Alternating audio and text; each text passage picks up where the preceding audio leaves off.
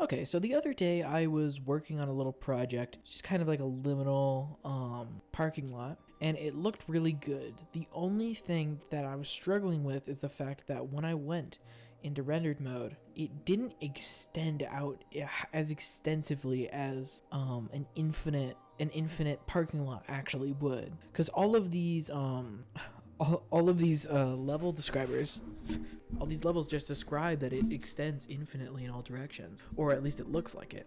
So I was kind of struggling with it. So what I decided to do was I decided to use a ray portal node so that I didn't have to deal with all those extra polygons. This is already enough polygons for my poor little computer to handle, especially since there's snow. So what I did was I did a really embarrassing method of going around to each side and giving each one a group. And that is the worst thing, the worst way you could possibly do this. I mean, it worked. It made it look infinite, but it just wasn't really that optimal. Like, I mean, you have all these, and then I have to set all the different numbers, and it was just really not that easy to do.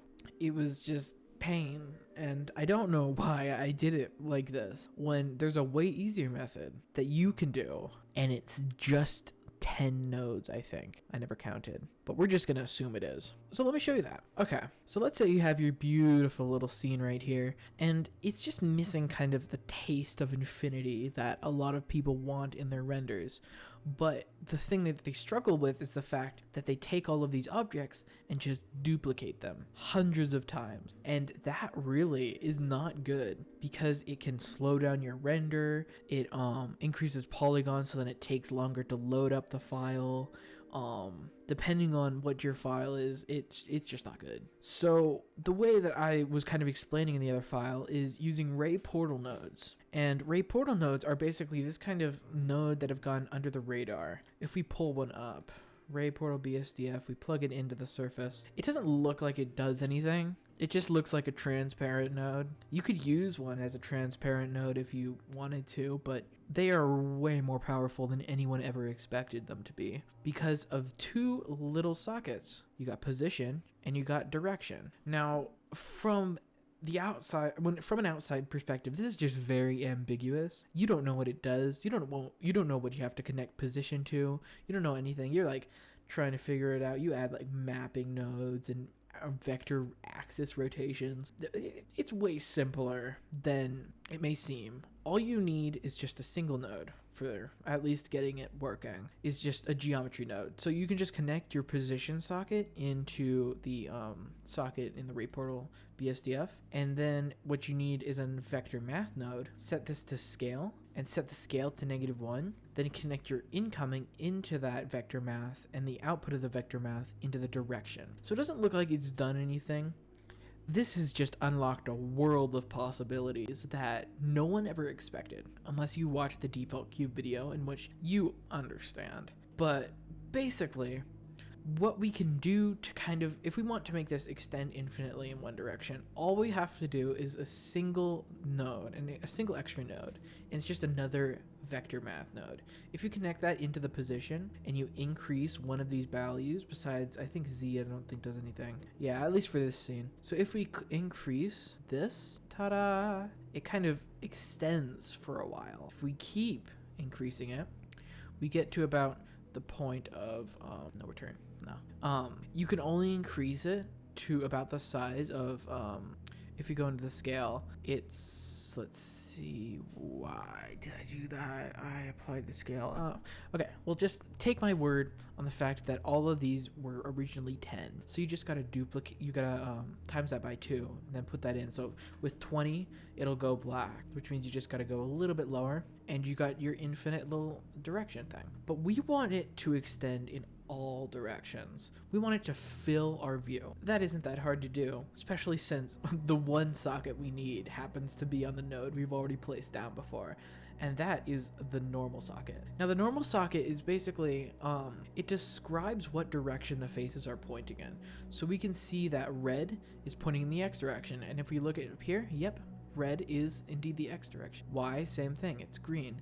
If we could see up and down, we'd see that Y is blue, or that Z is blue. We kind of have a weirdness here, but that's just due to the fact that it's negative, but we're not going to talk about that. So in the end, all we have to do is connect this normal node into the add node. And that kind of gets us this infinite in all directions effect.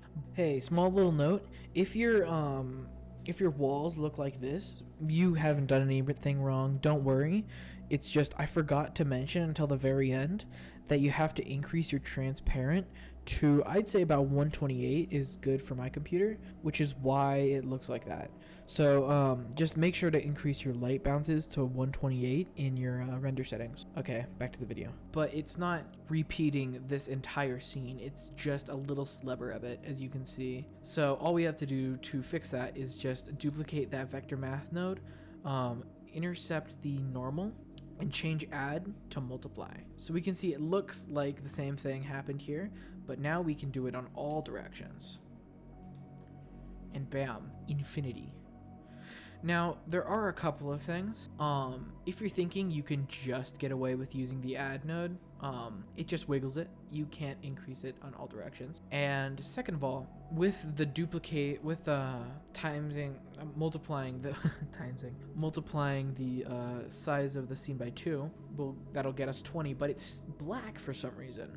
And a weird kind of hacky way I found out how to fix it, so then it uses the entirety of the scene and it's not leaving out a single sliver. All we have to do is we have to get a light path node, bring that in here. We got to get a math node set to multiply. Now connect your ray length into the top of that multiply node and set this to an obscene number, and then make sure you check clamp. From there, take a mix shader node, connect it, intercept it in between the BSDF and the surface, and connect the value of your multiply node and put it in the FAC. From there, you want the ray portal BSDF to be in the bottom slot, and you want a transparent to be in the top. Now, it's not leaving a single sliver behind. The reason we need this math node is if we just had the ray length in here, we have this weird kind of pillar jutting out of every corner. I don't know why that happens. I'm not good at vector math. I'm 15 and I don't even think I'm done with puberty.